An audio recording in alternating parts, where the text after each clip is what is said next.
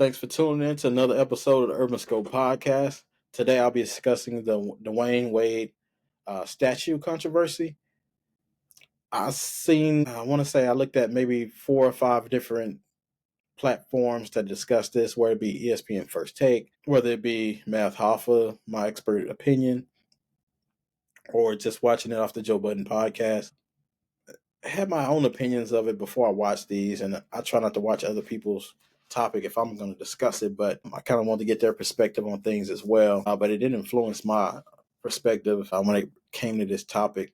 So it's kind of twofold in my opinion on this topic. So first, I want to talk about Dwayne Wade's humbleness and how he was able to talk about the statue, his thoughts. So he was very humble in regards to his comments about the statue. He did make a comment saying, "Who is this guy?" Because a lot of people say it doesn't, and it doesn't really look like him in the face, but the rest of the statue looked pretty good. He said this, and I quote: It don't need to look like me. It is the artistic version of a moment that happened that we're trying to cement." But from my guy from those comments is most people said that he knew what the statue was going to look like and he approved it before it was made. Some people are saying, he approved it. But at the same time, this is a statue that represents him and his time in Miami, what he was able to do for that city. Named Dade County after, people was calling it Wade County instead of Dade County after him. He meant a lot to that franchise, and I want to say he's the best player to play in the franchise. I know LeBron played for him as well, but he was only there 4 years. He did help them win 2 titles, but Dwayne Wade was the man before he even got there and won a title with Shaq at the end of Shaq's career. So I think just for the most part, Dwayne Wade is the best player in that franchise. You can make an argument for Udonis Haslem, who spent decades with the franchise and who's still with the franchise, as kind of an advisor. And his last years as a player, he was more of a coach, kind of a player's coach, kind of holding people accountable with like Jimmy Butler and even Dwayne Wade towards the end of his career. Dwayne Wade did, he won 3 rings for that franchise, and he deserves a statue. And he's the first one in the franchise to be rewarded with a statue.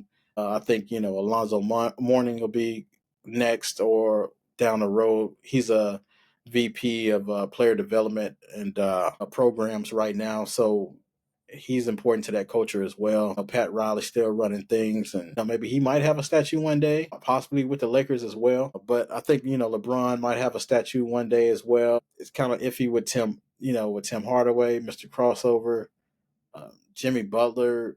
I don't know. He didn't win a championship for him, but he did keep the team relevant at a time when Jimmy Butler could have teamed up with anybody.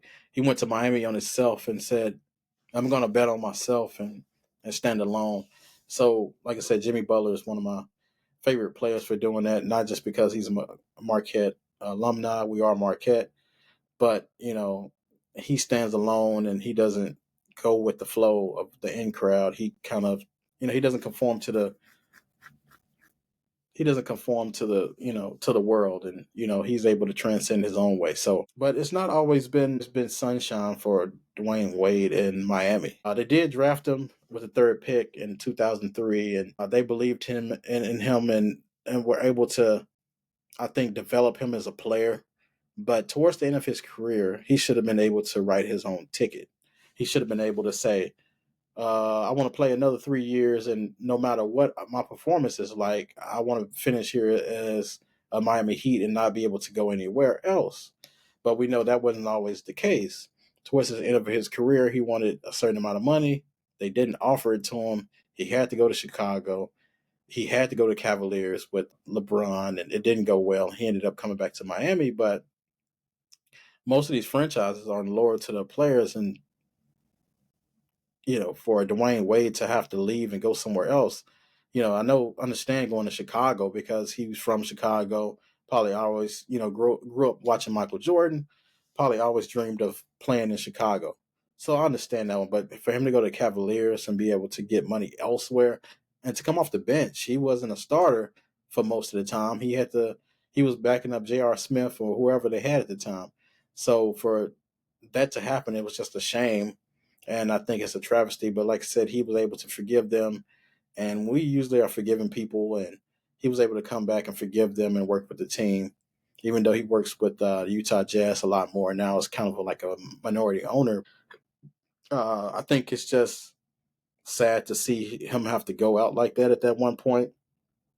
And Pat Riley is, he's iron fist, and it's his way or the highway. So, like I said, a lot of times with these players, they wield a lot of power, but Pat Riley kind of pushed LeBron away. He wanted more, benefits or perks with the team, and he wasn't willing to do it. He's like, well, we're going to do it this way or else. And LeBron did else, and he left and went back to Cleveland and winning the title for his city, which was a beautiful thing to see. But anyways, Dwayne Wade is just, like I said, him giving the statue was a huge accomplishment, especially being able to get the statue while you were still alive. Kobe Bryant, unfortunately, or rest in peace to Kobe Bryant, wasn't able to see his statue unveiling, and there were some issues with his statues as far as spellings and stuff like that. But for the most part, his statue looked like him.